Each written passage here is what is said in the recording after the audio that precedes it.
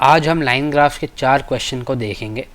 पहला question, find the equation of a line with slope 4 and y intercept 6। Equation of line तो हमें पता है कि y is equal to m x plus c होती है, जहाँ m होता है स्लोप और y इंटरसेप्ट होता है 6। तो m की जगह 4 डाल दो और c की जगह 6 डाल दो, तो इक्वेशन बन जाएंगी y is equal to 4x plus 6। तो ये तो लगभग बहुत आसान क्वेश्चन था। नेक्स्ट क्वेश्चन पर जाते हैं। Find the equation of a line with slope 4 and x intercept 6। अब ये क्वेश्चन थोड़ा अलग है क्योंकि मैं इसमें x इंटरसेप्ट की बात कर रहा हूँ, ना कि y इंटरसेप्ट की। y इंटरसेप्ट वो पॉइंट होता है y एक्सिस पे जहाँ लाइन क्रॉस करती है, पर x इंटरसेप्ट वो पॉइंट होता है जहाँ लाइन x एक्सिस को क्रॉस करती है। तो मतलब अगर मेरे पास ये ग्राफ है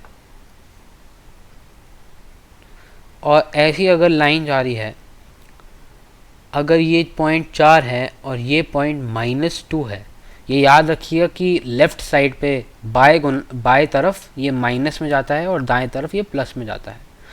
और y एक्सिस के साथ भी एक ही चीज़ होती है कि ऊपर प्लस होता है और नीचे माइनस होता है। तो मतलब इसमें हमारा x इंटरसेप्ट -2 है। तो वैसे ही हमें इस ग्राफ में x इंटरसेप्ट की वैल्यू 6 दे रखी है। तो अब हम इक्वेशन ऑफ लाइन निकालेंगे, पर हम ये वाला फॉर्मूला यूज़ नहीं कर सकते, y is equal to m x plus c नहीं यूज़ कर सकते क्योंकि c y इंटरसेप्ट होता है, x इंटरसेप्ट नहीं होता। तो हम इसे सॉल्व कैसे करें?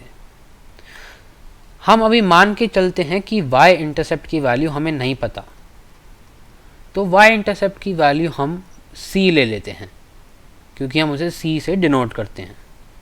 तो अब इक्वेशन ऑफ लाइन हो गई y is equal to 4x plus c, जहाँ c की वैल्यू हमें निकालनी है। अब हमें ये पता है कि x इंटरसेप्ट 6 है, यानी कि 6,0 इस लाइन पे होगा, क्योंकि आपको याद होगा कि कोऑर्डिनेट को हम ऐसे ही लिखते हैं x, y।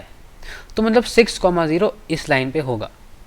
मतलब कि जब x की वैल्यू 6 होगी तब y की वैल्यू 0 होगी। तो मतलब जब x की वैल्यू 6 होगी यानी कि 4 इंटू 6 प्लस सी, y की वैल्यू 0 होगी। इसे हम एक और 4 इंटू 6 क्या होता है 24, तो 0 इज इक्वल टू 24 प्लस सी। अब इस इक्वेशन से हमें c की वैल्यू आराम से निकाल सकते हैं, तो c हो जाएगा -24 क्योंकि हम 24 को इधर ले गए, तो c की वैल्यू है -24। तो इक्वेशन ऑफ लाइन हो जाएगी, हम इस वैल्यू को अब सीधा यहाँ पुट कर सकते हैं, तो y is equal to 4x -24। तो अब मैं आपको इंकरेज करता हूँ, मैं आपको बताता हूँ कि इस ग्राफ को आप खुद से एक बार ग्राफ करके देखिए, इस लाइन को आप एक बार ग्राफ करके देखिए और आपको दिख जाएगा कि इसका y इंटरसेप्ट असली में -24 ही है और x इंटरसेप्ट भी 6 ही आ जाता है। खुद ट्राई करके देखिएगा। अब आते हैं हम थर्ड क्वेश्चन पे। द पोजिशन y, हम पोजिशन को मतलब y से डिनोट करते हैं। The position y of a car at time t is given by y is equal to 80t plus 300। मतलब कि अगर एक कार सड़क पे चल रही है तो वो टाइम t, जहाँ t हम आवर से मेजर कर रहे हैं, टाइम t की वैल्यू कुछ भी हो सकती है, 1 घंटा 2 घंटा 3 घंटा। तो टाइम t के बाद जो जितनी वो दूर जाती है गाड़ी, उस डिस्टेंस को हम y से डिनोट करते हैं और उसको हम टाइम से निकाल सकते हैं। मतलब कि अगर मेरे पास 2 घंटे हो, अगर गाड़ी 2 घंटे के लिए चल रही है, तो मतलब मैं 2 इस इक्वेशन में डाल दूंगा, t की जगह 2 डाल दूंगा और मुझे आंसर मिल जाएगा। तो ये भी एक लाइन ही है। तो मैं आपको एक और बार बताता हूँ कि इसे अपने आप खुद से ग्राफ करके देखिए, आपके लिए बस अच्छी प्रैक्टिस रहेगी। क्वेश्चन है, how far does the car travel in 1 hour. मतलब कि 1 घंटे के बाद गाड़ी कितनी दूर जाएगी। तो y is equal to 80t plus 300। हमें पता है कि t की वैल्यू 1 है क्योंकि ये 1 घंटे की बात कर रहा है, तो हम सीधा 1 डाल देते हैं इक्वेशन में। तो y is equal to 80 into 1 plus 300, जिसकी वैल्यू होती है 380। तो मतलब जो गाड़ी होगी वो 380 मीटर भागेगी 1 घंटे के लिए। 1 घंटे के अंदर 380 मीटर थोड़ा कम होता है, काफ़ी कम होता है, पर कोई बात नहीं, हमसे क्वेश्चन तो सॉल्व हो गया।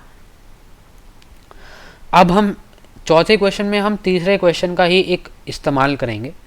क्वेश्चन है ये, in the previous question how long will the car take to travel 900 metres. यानी कि equation of line y is equal to 80t plus 300 ही रहेगी, पर इसमें मैं y की वैल्यू नहीं बल्कि t की वैल्यू पूछ रहा हूँ।